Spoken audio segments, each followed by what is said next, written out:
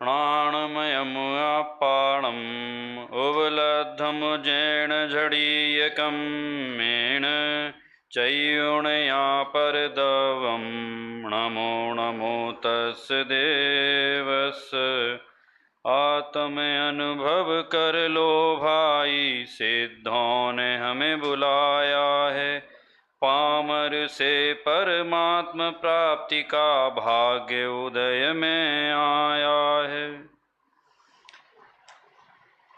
ग्रंथ महान ग्रंथ अष्टपाहुड़ में मोक्ष पाहुड़ अधिकार पर मुझे विषय दिया गया है बहिरात्मा की प्रवृत्ति। वैसे तो एक एक गाथा अपने आप में बहुत विस्तार वाली है, लेकिन यहाँ गोष्ठी में विस्तार को ही संक्षेप में समझाना है, उसके लिए गोष्ठी है। तो उसमें मैंने मेरा विषय वैसे 9वीं गाथा से 13वीं गाथा दिया, लेकिन चूंकि 8वीं गाथा में बहिरात्मा की परिभाषा लिखी है तो वो वाली मैंने ऐड की है और उसमें बहिरात्मा की परिभाषा दी है। तो एक गाथाएं मैंने गाथा और गाथाओं के अर्थ यहाँ एक लाइन में मैंने यहाँ दिए हुए हैं। जो बहिरात्मा है, बहिरात्मा शब्द क्या कहता है और बहिरात्मा शब्द की वास्तव में परिभाषा क्या होनी चाहिए, बहिरात्मा कौन है, हम उसके विषय में आगम के आलोक में और मोक्ष पाहुड़ के माध्यम से, इन परिभाषाओं के माध्यम से हम समझते हैं। जो इसकी 8वें नंबर की गाथा आई है, उस 8वें नंबर की गाथा में आचार्य देव कहते हैं कि जो उन इंद्रियों के साधन को अर्थात देहादिक को अपनापन करे, उन देहादिक में अपनापन करे, उन्हें अपना माने अर्थात उन्हें आत्मा जाने, वह बहिरात्मा कहलाता है। कार्तिकेय परीक्षा की 193 नंबर की गाथा है। उस 193 नंबर की गाथा में कहा कि जो जीव मोह के कर्म के उदय रूप परिणत होता है और तीव्र कसाय से जो आविष्टित है, अर्थात जिसके तीव्र कसाय है और जो देह और आत्मा को एक मानता है, वो बहिरात्मा कहलाता है। तो उसमें जो शब्द दिया तीव्र कसाय से आविष्ट है, मतलब उसमें मिला हुआ है, उस रूप है। तो जो तीव्र कसाय रूप है कह रहे उसे बहिरात्मा कहा। अब तीव्र कसाय की परिभाषा क्या कहलाई? शांत बैठना तीव्र कसाय है, बोलना तीव्र कसाय है, क्रोध करना तीव्र कसाय है या नहीं करना तीव्र कसाय है। समयसार जी के संबर और निर्जर अधिकार में जब ज्ञानी जीव की परिणति का वर्णन आया, विराग जी, तो ज्ञानी जीव की परिणति के वर्णन में हम जब उसे पढ़ते हैं तो हमारा विषय बहुत कुछ स्पष्ट हो जाता है, क्योंकि वो विषय ज्ञानी का है।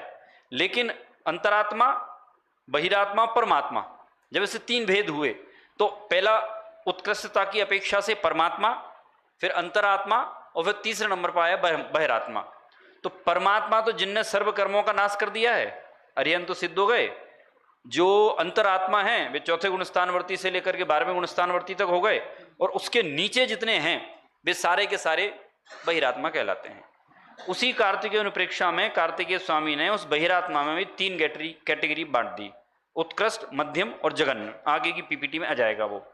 उत्कृष्ट जो है पहले गुणस्थान वाला, मध्यम दूसरे गुणस्थान वाला और जघन्य तीसरे गुणस्थान वाला, ऐसे 3 कैटेगरी उसमें बांटी हुई हैं। अब जो बहिरात्मा की परिभाषा पड़ी कि जो देह में और आत्मा में अपनापन करता है, मतलब उनको एक मानता है, और जो तीव्र कसाय से आविष्ट है, ये तीव्र कसाय से आविष्ट मतलब उससे मिला हुआ है, उसमें है। इसमें हम समयसार आदि ग्रंथ, अष्टपाहुड़ आदि जो मोक्ष पाहुड़ है, उसके आधार से हम बहिरात्मा की बात समझते हैं। देखिए कि देह और आत्मा दोनों अलग अलग हैं, ये हम और आप नहीं जानते, जगत में और लोग भी जानते हैं। जो अध्यात्म की चर्चा जिस शुद्ध रूप में हम कर रहे हैं, ऐसी चर्चा अन्य मतावलंबी भी करते हैं, सांख्यमती भी करते हैं, न्यायिक मती भी करते हैं, लेकिन वे सम्यक दृष्टि नहीं है, वे अंतरात्मा नहीं है। अब बहुत सारी चर्चा लगभग ऐसी मिलेगी आपको, स्यादवाद और अनेकांतवाद का पक्ष साथ में लगा दो तो जैन दर्शन खड़ा हो जाता है, और ये पक्ष हटा दो तो वो सांख्य मत और न्यायिक मत खड़े हो जाते हैं। फिर ऐसा क्या अंतर निकले अंतरात्मा और परमात्मा में? दोनों में क्या अंतर है? कैसे अंतरात्मा परमात्मा का निर्णय करें हम? अंतरात्मा का और बहिरात्मा का, दोनों का निर्णय कैसे करें? बहिरात्मा क्या और अंतरात्मा क्या है? हम जानते हैं देह और आत्मा दोनों अलग अलग हैं, फिर बहिरात्मा क्यों है? राम सीता के वियोग में रोए, पवनंजय अंजना के वियोग में रोए।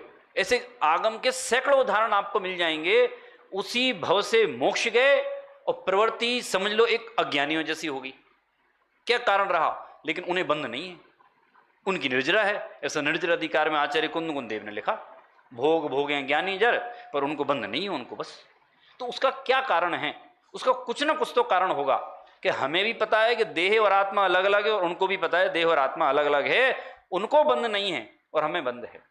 दो शब्द आए हैं। आदरणीय डॉक्टर हुकुमचंद जी भारल ने तो इस विषय पे बहुत चर्चा की है। समय सार का संबंध निर्जर अधिकार पर सुनो तो उनने बहुत सारी जगह ये विषय लिया है।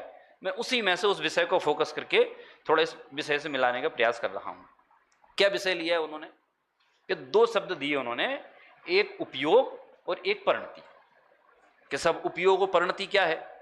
कि जो वर्तमान में काम कर रहा है ना ये ज्ञान, जैसे आप अभी सुन रहे हैं, इसका नाम तो है उपयोग।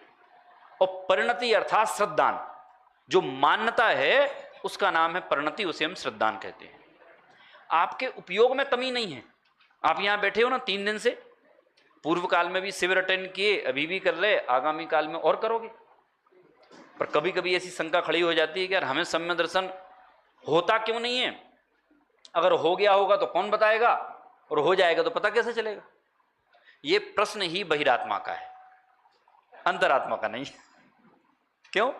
कि जिसने उसका रस चख लिया, जिसे अनुभव हो गया, उसका तो ये प्रश्न ही नहीं है। ये प्रश्न बहिरात्मा का है ना। अब उस उपयोग और परिणति को समझो। मतलब पूरी पीपीटी का बेस ये है, पन्ने पलट के सारे बता दूंगा, लेकिन मेरा मेन फोकस पॉइंट जो है वो उपयोग और परिणति पर ही है। कि उपयोग जो लगा तो उपयोग तो वर्तमान का काम हो गया और परिणति श्रद्धान का काम हो गया। देखो उसको ऐसे समझते हैं कि एक व्यक्ति या हम यहां घूमने आए हैं, तो ईमानदारी से बताना, यहां शिविर में इतना आनंद आया, 3 दिन घर की याद आई कि नहीं आई? नहीं आई। लेकिन अब यहां से कहां जाओगे? उपयोग तो यहां लगा और श्रद्धान कहां का है? घर का। कि घर वो मेरा है। आप भले 1 महीने तक घूमे, लेकिन आपके श्रद्धान में, परिणति में क्या बैठा है? घर वह है, वहां जाना है, उसका नाम है परिणति व श्रद्धान। और यहां जो वर्तमान में आनंद आया, इसका नाम है उपयोग। उपयोग में तो हम जानते हैं देह और आत्मा अलग अलग है, श्रद्धान नहीं। बहिरात्मपना आपके उपयोग में आपने देह और आत्मा को एक जाना या अलग जाना, इससे नहीं है। मैं वो आगम से सिद्ध करता हूं। जिस मकान में आप रहते हो, मकान किसका है? मेरा है। ये उपयोग ने तो यही बोला ना, और सही में मेरा है, कोई कब्जा नहीं कर सकता है। भरत चक्रवर्ती से पूछो 6 खंड का वैभव किसका है? मेरा है। पर कह रहे उनको तो निर्जरा है, उनको तो मोक्ष है। मतलब उपयोग में 6 खंड मेरा है, इससे बहिरात्मपना नहीं है। क्या? इससे बहिरात्मपना नहीं है, इससे संसार भी नहीं है। और जो व्यक्ति ये कहता है कि संसार मेरा नहीं है, संयोग मेरे नहीं है, धन संपत्ति आदि मेरे नहीं हैं, उसके श्रद्धान में उन विषय भोग, देहादिक, पर द्रव्य, इन सबके प्रति अपनापन है। अपनापन मतलब इनमें सुख है, ये परिणति में पड़ा है, श्रद्धान में पड़ा है। वास्तव में इसका नाम बहिरात्मपना है। ये उपयोग का नाम बहिरात्मपना नहीं है। पत्नी मेरी, पुत्र मेरा, संपत्ति मेरी, धन जयजा सब मेरे, इतना आपके ज्ञान में आ रहा है और ऐसा आप बोलो तो भी आपका मोक्ष नहीं रुकेगा।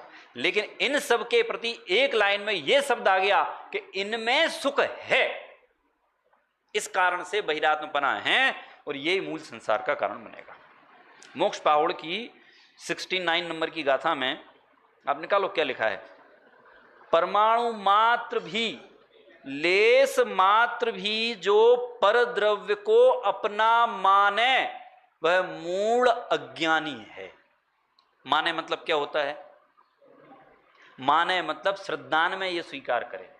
एक्चुअल में जहां रोग की तलाश है और जहां उसको मिटाने का प्रयास हो रहा है, वहां वास्तव में ना तो रोग है और ना वहां से मिटेगा।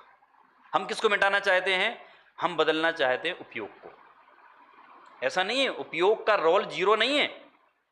उपयोग में लगाने के बाद, उपयोग में आने के बाद ही श्रद्धान होगा, लेकिन उस उपयोग के बदलने को हमने धर्म माना और उपयोग को नहीं बदलने को हमने क्या मान लिया?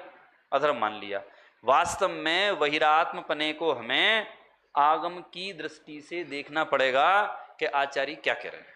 अब बहिरात्मपने की और बातें कर लेते हैं हम। जैसे आप अपने अपनी छाती पे हाथ रखना और खुद से पूछना कि आपको सम्य दर्शन कब हो जाएगा। दूसरे का मत पूछना, अपना पूछना। अच्छा, दूसरे की भी बात करें तो उसमें क्या होता है कि क्यों भाई जितेंद्र जी, आपको क्या लगता है जो सामने वाला व्यक्ति अंतरात्मा है कि बहिरात्मा है? भाई जी, तो क्या, मुझे तो लगता है कि ये बहिरात्मा है। आपने निर्णय कैसे किया? देखो, घोरी मिथ्या दृष्टि तो अलग है, हम आप में से चर्चा करें तो दूसरी बात कि नहीं, आप अंतरात्मा हैं, ये निर्णय आपने कैसे किया? आपके निर्णय का आधार उसके बाहर का जो उपयोग है वह हो सकता है, और उससे उसे पुण्य भी बन रहा हो सकता है उसकी क्रिया बिल्कुल उपयोगात्मक शुद्ध है, उपयोगात्मक कोई उसमें विरोध नहीं है। लेकिन हम कहाँ से निर्णय करते हैं? मैं उसके लिए एक उदाहरण देता हूँ कि सामने दो व्यक्ति आ रहे हैं, एक सूट बूट में, एक बढ़िया गाड़ी में है, लग्जरी एकदम, पत्नी बच्चों के साथ में है, और एक व्यक्ति जो है ऐसे ही सामान्य सा आ रहा है। मैंने जानबूझ के धोती दुपट्टा नहीं बोला, पता नहीं किसको हेट हो जाए, सामान्य सा ऐसे ही आ रहा है। अब मैं आपसे पूछता हूँ, बोलो उसमें सम्य दृष्टि कौन हो सकता है, मिथ्या दृष्टि कौन होगा? फटाक से क्या बोलोगे? जिसके पास कुछ नहीं है वो सम्य दृष्टि है, जिसके पास सब कुछ है वो मिथ्या दृष्टि है। चलो केवली से पूछते हैं, केवली से पूछा तो पता चला कि दोनों ही सम्य दृष्टि हैं, मिथ्या दृष्टि एक भी नहीं उनमें से, गाड़ी वाला भी है और पैदल वाला भी। चलो हम गति की अपेक्षा से बात करते हैं। सातवें नरक में सम्य दर्शन हो सकता है क्या नहीं हो सकता है? संगी पंचेंद्रिय है, चारों गतियों के जीवों को, संगी पंचेंद्रिय जीवों को सम्य दर्शन की प्राप्ति हो सकती है, होती है। ये आगम प्रमाण है। किसके आधार पे? अंदर की परिणति श्रद्धान के बदलने के आधार पे। उपयोग की तो बात ही मत करो, क्योंकि नरक का उपयोग कैसा है? सातवें नरक का उपयोग कैसा है? मार काट का है, मतलब जहां एक समय का भी आराम नहीं है, ऐसा उपयोग है। वो कह रहे वहां भी सम्य दर्शन हो जाता है। ये बात अलग है कि सम्य दर्शन होने के बाद छूट जाता है और वहां का जीव नियम से क्रूर त्रियंच होता है, पर सम्य दर्शन तो हो जाता है ना। तो सम्य दर्शन क्या हुआ? उस अंदर के श्रद्धान का नाम, परिणति का नाम। तो बदलना क्या है? परिणति बदलना है। तो एक तो जो दूसरे का निर्णय करने का भाव है ना, ये निर्णय करने का भाव छोड़ दो कि दूसरा सम्य दृष्टि है कि नहीं। निर्णय करना है, अपना निर्णय करो। अंतरात्मा के विपरीत परिणति का नाम बहिरात्मा है। जो अंतरात्मा की परिणति है, स्वभाव के प्रति अपनापन है, उसके विपरीत जो आपके जीवन में काम हो रहे हैं, उन सबका नाम क्या है? सब बहिरात्मा है। सबसे पहले अपना अवलोकन करना, दूसरे का अवलोकन करने की बात नहीं है उसमें। हम बहुत सारी चीज़ों से या अपने आप से ही, हम कभी कभी स्वाध्याय ज़्यादा हो गया, शुभ भाव ज़्यादा हो गए, तो हमें ऐसा लगता है कि बस हम भी सम्य दृष्टि हैं, हो जाओगे आप। पर जिस उपयोग को बदलने को सम्य दर्शन माना, उसका नाम अंतरात्मा नहीं है, बहिरात्मा भी नहीं है। अंदर का श्रद्धान बदलना है, मुख्य बिंदु ये है, उसका नाम वास्तव में बहिरात्मा है। उसके लिए यहाँ कहा देह बुद्धि परद्रव्य में अपनापन। तो जैसे 8वीं गाथा में बहिरात्मा की परिभाषा दे दी कि जो इंद्रिय आदि को अपना मानता है, उसमें आत्मा की कल्पना करता है, वह बहिरात्मा कहलाया। 9वीं गाथा में बोल दिया कि जो स्वयं की देह और पर की देह को चेतन मानता है, अर्थात आत्मा के समान जानता है, कह रहे वह बहिरात्मा है, वह मिथ्या दृष्टि है, वह अज्ञानी है। फिर 10वीं गाथा में बता दिया कि साहब वह जो है देहादिक जो रूप है ना, तो पत्नी पुत्र आदि कुटुंब वाले, इनको अपना मानता है, इनमें सुख की बुद्धि करता है, इनमें अपनापन करता है, तो कह रहे वह बहिरात्मा है, वह दुखी है, वह संसारी उसे कहा गया है। फिर आगे की 11वीं गाथा में कह दिया कि देह के जो अपनेपन के संस्कार हैं, परद्रव्य के संस्कार हैं, वो इसी प्रकार से संसार में फिर से देह से अपनापन करके जन्म लेता है और इसी प्रकार से संसार में परिभ्रमण करता है वो। तो सबसे पहले बदलने का विचार बिंदु क्या है? हमें अपनी परिणति बदलना है। कि सब उपयोग के बिना बदल जाएगी? कि उपयोग उसमें लगाना पड़ेगा, लेकिन उपयोग का नाम अंतरात्मा नहीं है, बहिरात्मा भी नहीं है। उपयोग में अशुभ भाव आ सकते हैं, शुभ भाव भी आ सकते हैं, लेकिन परिणति में श्रद्धान में दोनों के प्रति उपेक्षा का भाव, उदासीनता का भाव, एक पने का भाव रहेगा कि ये मेरे सुख के कारण नहीं है। अब आगम के कितने भी उदाहरण उठा करके देख लो, चाहे वे मुनि अवस्था में हों, ग्रस्त अवस्था में हों, नारकी हों, त्रियंच हों, स्वधर्म इंद्र हो, सर्वार सिद्धि के देव हों, अथवा कोई दरिद्री हों, आत्मा का अनुभव है तो वे अंतरात्मा हैं। और उसके विपरीत भले ही 9वें ग्रेवक में देव हों, नरक में हों, त्रियंच में हों, मनुष्य में हों, सेठ हों, स्त्री हों, पुरुष हों, लेकिन उन्हें अंदर के परिणति में श्रद्धा नहीं है। किसका? वस्तु स्वरूप का, कि पर द्रव्य मेरा है कि नहीं। जैसे जीव अजीब के नाम से जाना, 100 पर के नाम से जाना है, जिनको ऐसा सही ज्ञान और श्रद्धा नहीं है, वे सब मिथ्या दृष्टि हैं, वे सब अज्ञानी कहे गए। तो बहिरात्मपने की प्रवृत्ति अपनी पहचानो ना, दूसरे की प्रवृत्ति कैसे आपको क्या लेना देना? वो समय दृष्टि है कि नहीं है, मुझे तो लगता है, मुझे तो लगता नहीं है। ये टीका टिप्पणी में कोई बहुत दम वाली बात नहीं है ये, कि कौन समय दृष्टि है कौन समय दृष्टि नहीं है। पीपीटी में जो बात अपन ने कही है, पीपीटी में उसके आधारभूत बहिरात्मा के आधारभूत स्वरूप में ऐसे स्तंभ बना करके बताए हैं यही कि भाई बाह्य पदार्थों में प्रवृत्ति है, चित्त का निरंतर इंद्रिय विषयों परिग्रह और कुटुंब में भटकना, ये भी बहिरात्मपना है। वही अपनापन, भटकना मतलब अपनापन, उपयोग नहीं। उपयोग में तो पत्नी पुत्र अपने कहेगा वो, पर श्रद्धान में उसने सुख माना कि इनमें सुख है, उसका नाम है भटकना। फिर देह को आत्मा मानना, देहात्म बुद्धि शरीर रूप और भौतिक पहचान को ही अपनी वास्तविक स्वरूप समझना, ऐसा ही मोक्ष पाहुड़ में इसी में कहा गया है। अपने शुद्ध चेतन और अमूर्त स्वभाव को पूरी तरह भूल जाना, ये वास्तव में बहिरात्मपने की ये स्तंभ हैं। अगर एक लाइन में कहें, जो आगे इस नेक्स्ट पीपीटी में आया है, कि मिथ्यात्व भाव जो है, जो उल्टी मान्यता जिसे हमने कहा, देह को आत्मा और आत्मा को देह जानना, ये वास्तव में बहिरात्मपना है। देखो शब्द तो हम सालों से सुन रहे हैं, मैं एक अच्छे सरल से उदाहरण देता हूं कि दूध में घी है कि नहीं है ना? दूध में घी है तो दूध सामने रखो तो घी आ जाएगा? नहीं आएगा। कैसे आएगा? घी कैसे आएगा? उस दूध में घी है, पर उस घी को लाने की एक प्रक्रिया है कि उस घी को गर्म करो, उसमें से मक्खन निकालो, जो भी और प्रोसेस बीच की होती हो, वो मक्खन निकाल करके उसे मथो, मथ करके जो उसका मक्खन आवे, मक्खन आ करके फिर गर्म करो तो घी निकलेगा। ऐसे ही देह और आत्मा दोनों भिन्न भिन्न हैं। ये तो दूध है, घी तो इससे ही निकलेगा, पर ये तो मात्र दूध है। क्या होगा इससे? कि इसको आपको मथना पड़ेगा, विचार करना पड़ेगा, ये निर्णय करना पड़ेगा कि जो यहां लिखा है देहात्म बुद्धि, मोह ममत्व, पर देह में आत्मबुद्धि, पर द्रव्य में रति, और इन सब का एक ही नाम क्या है? मिथ्यात्व है। तो वास्तव में देह और आत्मा जो एक कहे हैं, पर द्रव्य में मुझे जो अपनापन है और पर द्रव्य मेरा नहीं है, ये वास्तव में आचार्यों ने सही कहा कि नहीं कहा? और मैं वास्तव में ऐसा विचार करके अपना श्रद्धान दृढ़ कर रहा हूं कि नहीं कर रहा हूं? उपयोग भटकेगा। आप ये मत समझना कि आप अध्यात्म की परिपाटी में आए हैं और आपने स्वाध्याय कर लिया, विचार कर लिया, तो आपको उपयोग नहीं भटकेगा। भटकेगा मतलब आप समझे, सुम में नहीं, असुम में भी जाएगा, कभी कभी तीव्र कसाय में भी जाएगा।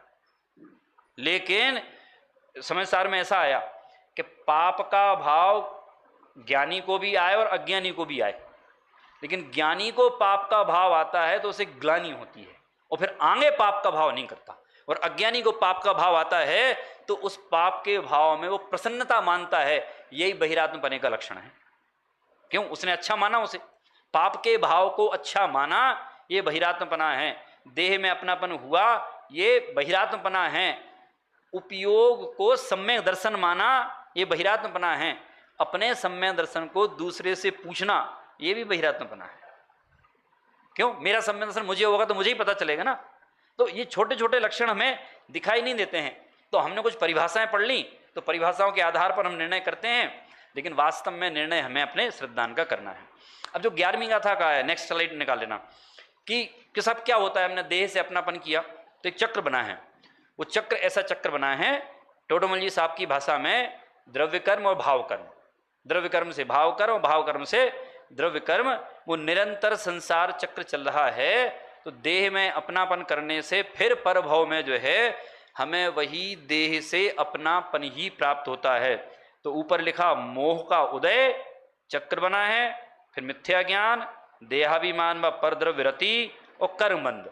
अब उसको कहीं से ही पकड़ लो, कर्मबंध, मोह का उदय, मिथ्या ज्ञान, देहाभिमान। देहाभिमान से पकड़ लो, कहीं से भी पकड़ोगे वो गोला एक ही जगह आएगा, उसका नाम है मिथ्यात्व भाव। ऐसा संसार चक्र चल रहा है। और जो लिखा कि देह में अपनापन करना, तो देह मतलब ये शरीर नहीं, केवल इस संबंधी 5 इंद्रिय के जो भोग भाव है ना, उनमें अपनापन करना। और पर देह में अपनापन करने का मतलब बताया कि जो अपने कुटुंबी जन हैं, उन कुटुंबी जन, पिता पुत्र भाई बहन माता पिता, उनमें जो है वो वास्तव में रति करने का भाव, अपनापन करने का भाव। और एक लाइन में उनमें सुख मानने का भाव श्रद्धान में। तो बदलना वास्तव में मान्यता है, उपयोग तो स्वतः बदलेगा। वो मान्यता बदल गई तो उपयोग पुण्य में भी जाएगा, पाप में भी जाएगा, लेकिन वह श्रद्धान उसका बदल जाएगा। अब यदि उपयोग नहीं बदला और बाहर की प्रवृत्ति कुछ भी हो, तो कह रहे साधुपना भी धारण कर ले तो भी कह रहे हो बंधन में ही रहेगा वो। यदि उसका श्रद्धान नहीं बदला तो उसके लिए ताले वाला उदाहरण दिया है कि भेष बदल ले तो भी कुछ नहीं होगा, क्योंकि वो बंधन को ही प्राप्त होने वाला है। फिर उसके जो प्रवृत्ति बताई है बहिरात्मपने की, वो हमने पढ़ ली है। उन्हीं का ये एक पेड़ के माध्यम से बताया है कि मूल जड़ है उसका मिथ्यात्व भाव, जो बीच में बना हुआ था।